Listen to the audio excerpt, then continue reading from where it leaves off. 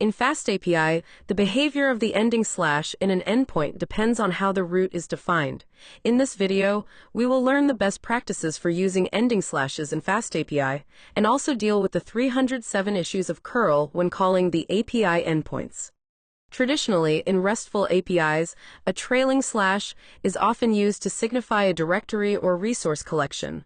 On the other hand, URLs without a trailing slash are typically used to represent a specific resource. Despite the traditional best practices, consistency is also very important. Actually, consistency across your API design is more important than the choice itself. We should decide on a convention, either with or without trailing slashes, and stick to it for all your endpoints.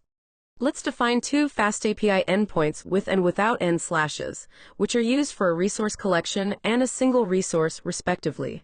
In this example, we stick to the best practice convention and only use an ending slash for the endpoint representing a resource collection, namely the one to get a collection of items.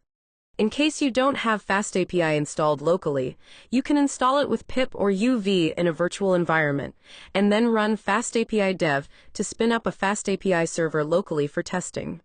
When we use the curl command to call the endpoints, we will see something interesting. The roots must match exactly with what is defined in FastAPI.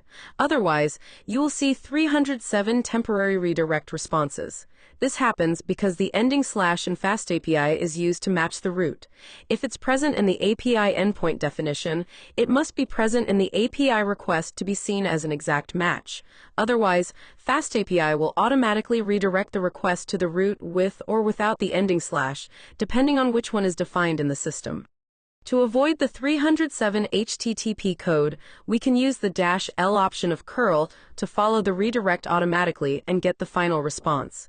As shown in this example, we can always get 200 OK no matter whether the ending slash is included or not because the redirection is handled by curl automatically now.